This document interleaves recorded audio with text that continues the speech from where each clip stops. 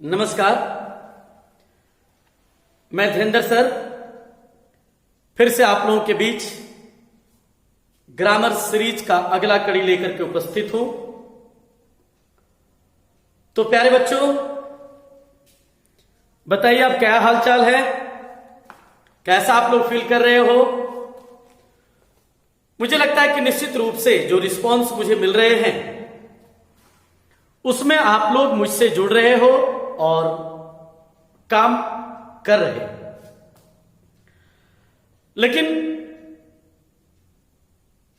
मैं इस वीडियो से आप लोगों को एक चीज बताना चाहूंगा कि बहुत सारे बच्चे अभी भी ऐसे हैं जो केवल मेरे वीडियो को वॉच कर रहे हैं।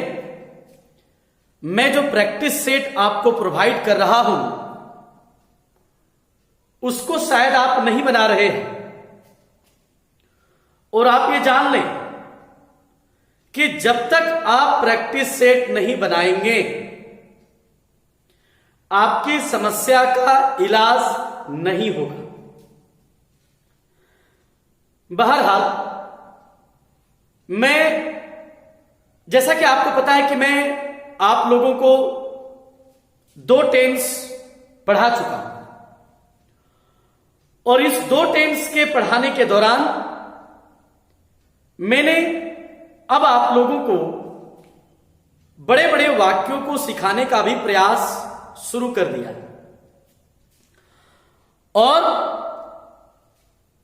बना करके जो सेट मुझे व्हाट्सएप पर भेज रहे हैं या कमेंट में जो मुझे कमेंट मिल रहे हैं, इससे मुझे पता चल रहा है कि आप लोग एंजॉय कर रहे हो। बड़ी खुशी की बात है। मेरा जो उद्देश्य है वो पूरा होता दिख रहा है। लेकिन अभी भी बहुत सारे बच्चे छोटी छोटी गलतियां कर रहे हैं। कोई बात नहीं है, घबराने की बिल्कुल भी जरूरत नहीं है। जो लोग गलती कर रहे हैं इसका मतलब है कि वे न्यू लर्नर्स हैं और आप मेरे साथ ही अंग्रेजी सीखने का प्रयास कर रहे हैं। एक कहावत है बच्चों, करत करत अभ्यास जड़मति होत सुजान, रसरी आवत जात है सिल पर परत निशान। कहता अभ्यास में उतनी ताकत है कि एक रस्सी भी पत्थर को घिस सकता है। आप समझ सकते हो कि पत्थर और रस्सी दोनों के स्ट्रेंथ में आकाश और जमीन का अंतर होता है। लेकिन वही रस्सी जब बार बार एक शिला को, एक पत्थर को जब घिसता है तो उस पर अपना निशान छोड़ जाता है। तो प्यारे बच्चों, अभ्यास में वो ताकत है। तो निश्चित रूप से जब आप भी मेरे साथ अभ्यास करते हो, प्रैक्टिस सेट बनाते हो, गलतियां होने दीजिए। Don't worry about your mistakes, क्योंकि अगर आप सीख रहे हो तो गलती करना लाजमी है, उससे बिल्कुल भी घबराना नहीं है। और आप बिलीव कीजिए, आपकी वो सारी गलतियां धीरे धीरे धीरे कुछ दिनों में ऑटोमेटिकली सॉर्ट आउट हो जाएंगे। तो प्यारे बच्चों, कुछ बच्चों ने डिमांड किया था कि सर सेट का आंसर आप मुझे बताएं। मुझे भी लगा कि वाकई जो मैं सेट देता हूं उसका आंसर जब मैं बताऊंगा तो उस दौरान मैं आपको कुछ आपके प्रॉब्लम्स को डिटेल में बताने का प्रयास करूंगा, तो आप सीखेंगे। तो प्यारे बच्चों, आज मैं आप लोगों के सामने सिंपल फ्यूचर टेंस यानी तीसरा टेंस लेकर हाजिर हूं। लेकिन उसके पहले मैं आप लोगों से थोड़ा डिस्कस कर लूं जो आप लोगों ने सिंपल प्रेजेंट टेंस का जो सेट जो बनाया है, आप खुद इवैल्यूएट कर लोगे कि आपका कितना सही है और कहां कहां आप मिस्टेक कर रहे हैं। तो पहला वाक्य था, मैं अंग्रेजी सीखने संकल्प जाता हूं। ध्यान में बच्चों, फिर से मैं बताऊंगा, मैं अंग्रेजी सीखने संकल्प जाता हूं। मैंने बताया था कि कोई भी वाक्य को बनाने के लिए आप फर्स्ट एंड लास्ट स्लोगन का प्रयोग करेंगे। यानी आप पहले बनाएंगे मैं जाता हूं, आई गो, कहीं कोई दिक्कत नहीं। अब आपके सामने में ये समस्या है कुछ बच्चों का कि अंग्रेजी सीखने और संकल्प ये दो वर्ड बच गया सर, दोनों में मैं पहले किसको दूं? आज फिर कुछ मैं शायद नई बातें आप लोगों को बताऊंगा, ध्यान से वॉच करेंगे मेरी वीडियो को। तो मैंने जैसा कि लास्ट डे भी बताया था, अगर वाक्य का मुख्य क्रिया गो या कम हो तो उसके बाद पहले प्लेस होता है, स्थान होता है। अगर सेंटेंस में कोई स्थान है तो पहले आप उसको दे दीजिए तो हो जाएगा आई गो टू संकल्प। और आपको मैंने बताया था गो या कम के बाद अगर कोई स्थान हो तो उसके पहले टू आता है तो हो गया आई गो टू संकल्प।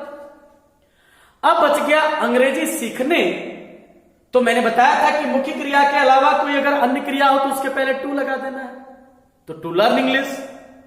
अब कुछ बच्चों ने यहां लगा दिया हाउ टू लर्न इंग्लिश। पिछले वीडियो में भी मैंने बताया था और फिर मैं बता रहा हूं बच्चों, मैंने बताया था जब मुख्य क्रिया के रूप में जानना या सीखना रहे, ध्यान रहे बच्चों, मुख्य क्रिया और अन्य क्रिया क्या होता है, तो मैंने बताया था वाक्य में जो लास्ट में वर्ब होता है वही होगा मुख्य क्रिया। उसके अलावा वाक्य में जितने भी वर्ब हैं उसको आप अन्य क्रिया के तौर पर समझेंगे और उन सारे क्रियाओं के पहले आपको केवल टू लगाना है, इसलिए यहां केवल टू होगा। हाउ टू कब होता, जब यहां नो या लर्न होगा। नेक्स्ट, ये बड़ा इजी है, वह हम लोगों को अंग्रेजी पढ़ाता है, ही टीचेज अस इंग्लिश। मैंने बताया था दो ऑब्जेक्ट रहे तो व्यक्तिवाचक पहले वस्तुवाचक बाद में, ये भी याद रखना है। अगर आप इंग्लिश को आगे कर देते और अस अगर बाद में जाता तो टू लगता, तब हो जाता ही टीचेज इंग्लिश टू अस, वो भी सही है। फिर है तुम मुझे पैसा क्यों देते हो, why do you give me money. वे लोग मुझ पर निर्भर करते हैं, they depend on me, depend के बाद ऑन होता है। मैं उसे नहीं पहचानता हूं, सिंपल है, आई डोंट या do not recognise him.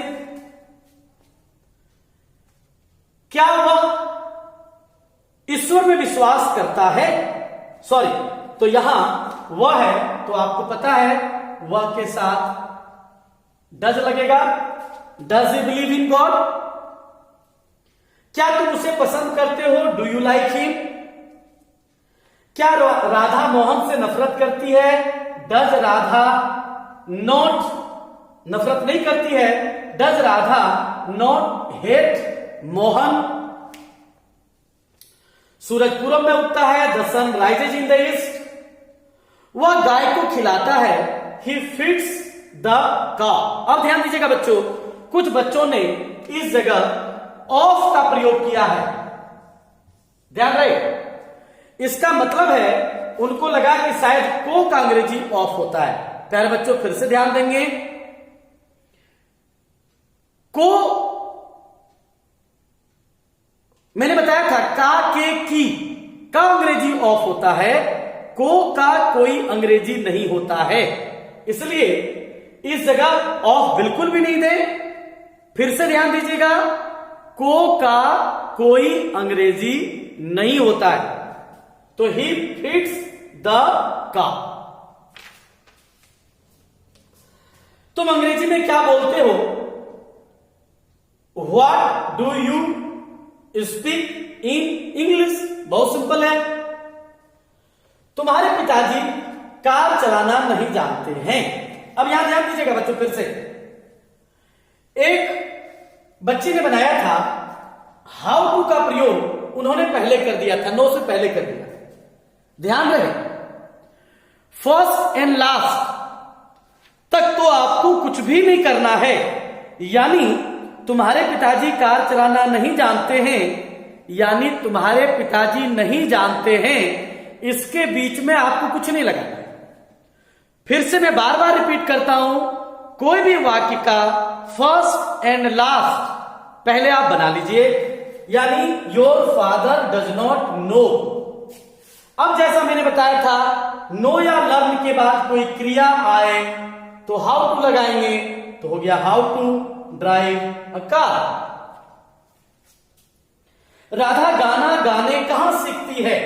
Question वाक्य है वेयर डज राधा लर्न। हमने पहले फर्स्ट लास्ट बताया राधा कहां सीखती है, तो वेयर डज राधा लर्न। अब गाना गाने, तो लर्न के बाद फिर कोई क्रिया है तो हाउ टू लग गया, how to sing a song. Clear है? मैं तुमसे अंग्रेजी में बात करना चाहता हूं, तो I want to talk to you. अब एक सवाल आपके मन में आएगा, सर आपने यहां टू क्यों दिया? तो प्यारे बच्चों, कुछ ऐसे वर्ब होते हैं जिसके बाद प्रीपोजिशन फिक्स्ड होता है। अगला वीडियो में इसके बारे में मैं चर्चा करूंगा जब मैं इम्परफेक्ट टेंस पढ़ाऊंगा। तो फिलहाल आप ये जान लो कि टॉक के बाद अगर कोई ऑब्जेक्ट आता है तो उसके पहले टू लगता ही है। इसलिए हो गया आई वॉन्ट टू टॉक, यहां दो क्रिया है इसलिए टू लगा, और ये टॉक के लिए लगा तो I want to talk to you in English. मेरा भाई क्रिकेट खेलना पसंद करता है। My brother likes to play cricket. बच्चे तुम्हारे बारे में जानना चाहते हैं। Children want to know about you. Want to know about you, simple. के बारे में का अंग्रेजी प्रीपोजिशन में बताया था अबाउट होता है। क्या तुम मछली खाना पसंद करते हो? तो पहले आप बनाइए। पसंद नहीं करते हो तो पहले आप बनाइए क्या तुम पसंद नहीं करते हो? डू यू नॉट लाइक मछली खाना? To eat fish. अब फिर यहां गलती जो आप लोगों ने किया है, मैं बता दूं, मैंने लास्ट में भी बताया था कौन और किसने का अंग्रेजी होता है हु। और जिस किसी भी प्रश्नवाचक वाक्य में कौन या किसने प्रश्नवाचक शब्द के रूप में रहे उसमें सब्जेक्ट नहीं होता है। और जब सब्जेक्ट नहीं होता है तो उस वाक्य में डू डज भी आप ना ही दें। अगर आप दे भी देंगे, यह भी ध्यान रखना है, अगर आप देते भी हैं तो गलती नहीं होगी। अगर आप डज देंगे तब ये जो टीचेज है वो टीच हो जाएगा। लेकिन हु और वर्ब के बीच में कोई सब्जेक्ट या वर्ड नहीं आएगा, क्योंकि हु वाले में सब्जेक्ट नहीं होता है, मैंने बताया था। इसलिए आपको अंग्रेजी कौन पढ़ाता है? हु टीचेज, सॉरी संकल्प में अंग्रेजी कौन पढ़ाते हैं? तो हु टीचेज इंग्लिश इन संकल्प। वह बच्चों को कैसे पढ़ाता है? How does he teach children? अंग्रेजी, इंग्लिश। फिर यहां कौन वाला है? मोहन को संकल्प में अंग्रेजी पढ़ने के लिए पैसा कौन देता है?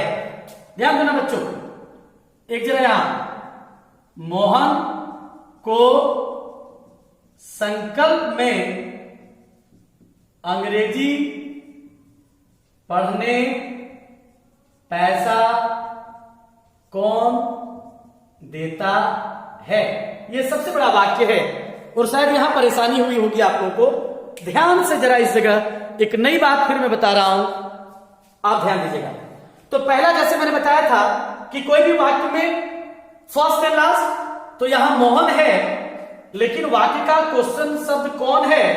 तो मोहन तो सब्जेक्ट है नहीं, तो पहले आप बनाओगे कौन देता है, तो आपने बना दिया, सॉरी मोहन को, हाँ कौन देता है, तो आप बनाओगे पहले हु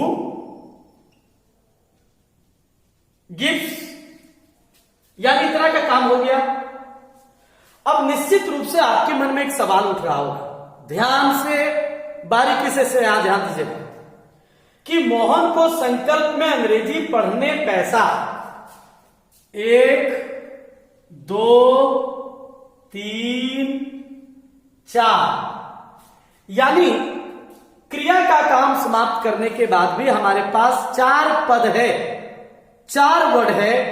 तो निश्चित रूप से आपके मन में यह प्रॉब्लम आएगा कि सर पहले किसको दें, आगे पीछे हो जा रहा है, यह प्रॉब्लम आप लोगों को हो रहा है। तो प्यारे बच्चों, बेहतरीन तरीका मैं बता रहा हूं।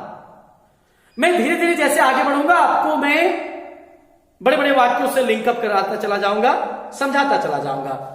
फिलहाल आपको मैंने 2 बातें बताया है। वाक्य बनाने का पहला सूत्र मंत्र मैंने बताया था, फर्स्ट एंड लास्ट का फॉलो करेंगे, यानी सब्जेक्ट और वर्ब का काम आप कर देंगे। वर्ब के बाद आता है बच्चों, ध्यान देना, यहां वाक्य की बनावट अब थोड़ा सा बड़ा होगा। Subject, helping verb, verb, object, और एक नया चीज मैं इंट्रोड्यूस कर रहा हूं, कंप्लीमेंट। एक नया चीज मैं इंट्रोड्यूस कर रहा हूं।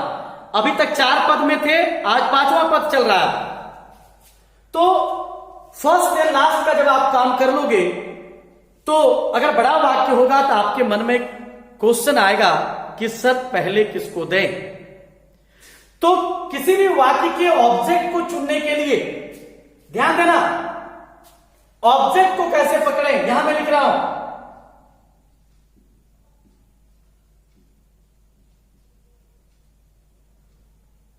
ध्यान देंगे बच्चों,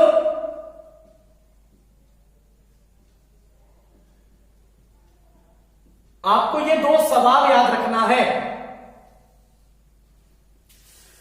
कि कोई भी बड़े वाक्य में कर्ता और क्रिया का काम कर देने के बाद किसको पहले बनाएं। तो आपको ध्यान से सुनिएगा, वाक्य के मुख्य क्रिया में 2 सवाल पूछना है, क्या और किसको। अब जब हम ये 2 सवाल करेंगे तो हमारे सामने 2-3 परिस्थितियां उत्पन्न होगी। पहला परिस्थिति होगा कि दोनों का जवाब मिलेगा। जैसे आप यहां देखोगे, मोहन को संकल्प में अंग्रेजी पढ़ने पैसा कौन देता है। मैं 2 सवाल कर रहा हूं, क्या देता है, पैसा, किसको देता है, मोहन को। यानी क्या और किसको का जवाब मिल गया, पैसा और मोहन। तो क्या और किसको का जो जवाब आएगा वाक्य के मुख्य क्रिया में प्रश्न करने के पश्चात, उसको हम क्रिया के बाद पहले लिखेंगे, यानी मोहन और पैसा। लास्ट में मैंने बताया था, जब भी वाक्य में 2 ऑब्जेक्ट आएगा, क्योंकि किसी भी वाक्य में ऑब्जेक्ट 2 ही हो सकता है, व्यक्तिवाचक और वस्तुवाचक। तो आपके लिए फिलहाल बेहतर होगा कि आप व्यक्तिवाचक का प्रयोग करें। तो आपने दे दिया मोहन और फिर दे दिया पैसा, मनी। ध्यान दीजिएगा, आपका फिर 2 आसान हो गया, हु गिव्स मोहन मनी। तो प्यारे बच्चों, बड़े वाक्य को बनाने के लिए क्या करेंगे, कर्ता क्रिया को लिखने के बाद वाक्य के मुख्य क्रिया में 2 प्रश्न करेंगे, क्या और किसको। मैंने बताया पहला कंडीशन, दोनों का जवाब आएगा तो पहले व्यक्ति दे दीजिएगा, वस्तु दे दीजिएगा बाद में। दूसरा कंडीशन, दोनों में से कोई एक ही जवाब आएगा तो जो जवाब आएगा वर्ब के बाद पहले उसी को दे दीजिएगा। तीसरा कंडीशन, दोनों में से कोई जवाब नहीं आएगा। क्या और किसको जब आप प्रश्न करेंगे तो दोनों में कोई जवाब नहीं आएगा। ऐसे परिस्थिति में फिर आप आजाद हैं किसी को भी आगे पीछे करने के लिए। लेकिन बड़े वाक्यों में जब क्या और किसको का जवाब जो मिलेगा उसको बैठा देने के बाद अब आप स्वतंत्र हैं कि किसी को भी आगे पीछे आप कर सकते हैं। लेकिन उसमें अगर क्रिया वाला कोई पद हो तो बेहतर होगा आप उसको प्राथमिकता दे दें। तो अंग्रेजी पढ़ने का टू रीड इंग्लिश संकल्प में, इन संकल्प का नाम मैं बार बार इसलिए रिपीट करता हूं क्योंकि देवर का एक बड़ा इंस्टीट्यूट है ये। तो who gives Mohan money to read English in Sankalp. मुझे नहीं लगता है अब आप लोगों को कोई प्रॉब्लम होगा, और फिर भी प्रॉब्लम होगा कोई बात नहीं, घबराना नहीं है, आराम से धीरे धीरे हम लोग करेंगे। एक बार मैं चाहूंगा कि आप इसका स्क्रीनशॉट ले लें और आपने जो प्रैक्टिस सेट घर में बनाया है उसको आप देखें। थैंक यू, आपने ले लिया होगा।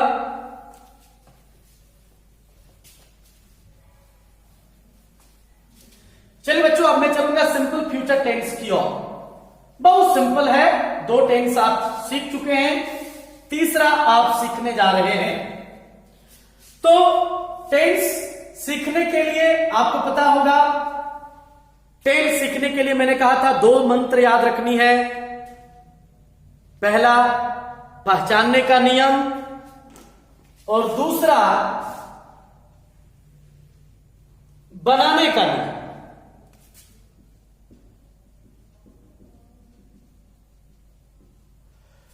तो सिंपल फ्यूचर सबसे आसान टेंस है, क्योंकि गागेगी मतलब फ्यूचर होता है, आप जानते हैं। तो जिस किसी भी वाक्य के अंत में गागेगी रहे, जाऊंगा, खाऊंगा, पीऊंगा, लेंगे, देंगे, आएगी, जाएगी, खाएगी, पिएगी, इसका मतलब सिंपल फ्यूचर है। और सिंपल फ्यूचर का हेल्पिंग वर्ब है शैल और विल।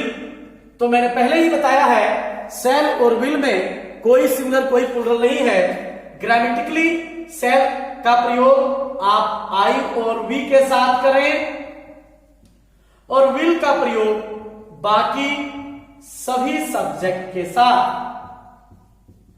ध्यान रहे बच्चों, बोलचाल की भाषा में आजकल हर जगह विल का प्रयोग होता है, लेकिन ग्रामेटिकली याद रखेंगे आई और वी के साथ हम शैल लगाएंगे और बाकी के साथ विल लगाएंगे।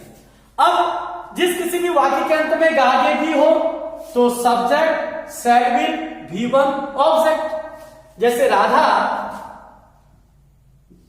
मंच पर नाचेगी तो Radha will dance on the stage. प्यारे बच्चों ध्यान दोगे, अभी जो 2 टेंस मैंने पढ़ा था उसका बनावट ये था सब्जेक्ट वर्ब ऑब्जेक्ट।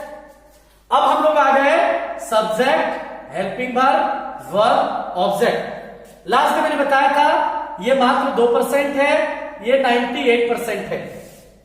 तो अब हम लोग इसमें प्रवेश कर गए, यानी अब सारे वाक्य की बनावट सब्जेक्ट हेल्पिंग वर्ब वर्ब और ऑब्जेक्ट। तो हेल्पिंग वर्ब के रूप में याद रखना है, फ्यूचर में शैल और विल का प्रयोग करेंगे। अब इसका आराम से बना लेंगे 6। Radha will not dance on the stage, will Radha dance on the stage, will Radha not dance on the stage, why will Radha dance on the stage, why will Radha not dance on the stage. तो बहुत सिंपल है, इसमें बहुत ज्यादा समझाने की कोई जरूरत नहीं है। बाकी जैसा आप बनाते हो वैसे आप बना लोगे सारा। तो सिंपल फ्यूचर के बारे में केवल आपको याद रखना है कि जिस किसी भी हिंदी वाक्य के अंत में गागेगी रहेगा उसको हम शैल विल हेल्पिंग वर्ब की मदद से बना लेंगे। और शैल विल के बाद हमेशा V1 होता है। पिछले टेंसों में आप लोगों ने देखा होगा एफर्मेटिव में वर्ब का फॉर्म कुछ और होता था, बाकी में और होता था। लेकिन अब ध्यान रहे बच्चों, अब जितने भी सूत्र आएगा एफर्मेटिव में वर्ब का जो रूप होगा वही वर्ब का रूप सब जगह चलेगा। अब कहीं भी कोई परिवर्तन नहीं होना है। जो भी परिवर्तन होना था सिंपल प्रेजेंट और सिंपल पास्ट में हो चुका है। तो प्यारे बच्चों, मुझे लगता है कि आप लोग अच्छी तरह से सीख रहे हैं और बिल्कुल आप जुड़िए। कुछ बच्चों की डिमांड थी कि सर अब फिर सिलेबस आगे बढ़िए। मैं 4 चैप्टर झारखंड बोर्ड को पढ़ा चुका हूं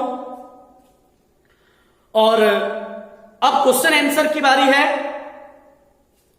बिहार बोर्ड के बच्चों को भी मैंने 2 चैप्टर पढ़ाया है, फिर अगला चैप्टर लेकर के आऊंगा।